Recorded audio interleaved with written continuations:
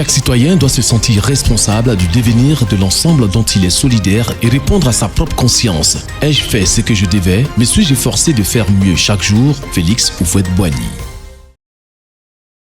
En ce premier jeudi du mois d'août, le 8e de l'année 2026, le Centre international pour le développement du droit et ses partenaires sont heureux de vous retrouver dans le cadre de notre programme Civisme, Développement, Paix. Pourquoi? Pour continuer à parler du civisme, pour continuer à explorer avec vous, comme nous le faisons depuis quelques années déjà, les beaux chemins d'une citoyenneté pleinement assumée au bénéfice de tous. La semaine dernière, vous vous en souvenez sans doute, nous avons clos la série d'émissions consacrée au bruit, cette pollution sonore qui cause tant de dommages aux personnes et aux communautés.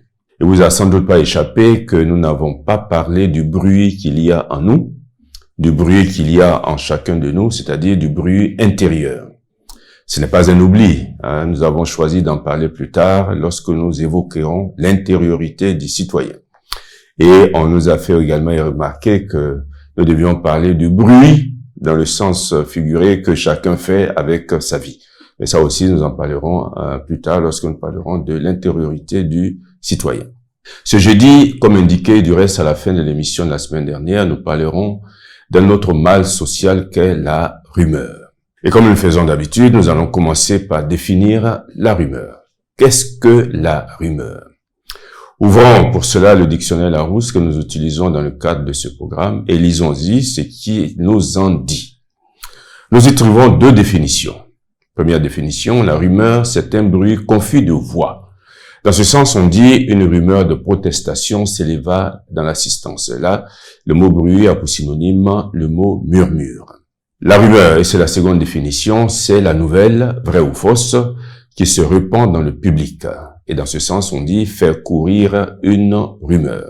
La rumeur est qualifiée de plus vieux média du monde, en ce qu'elle désigne une information non vérifiée qui se propage rapidement.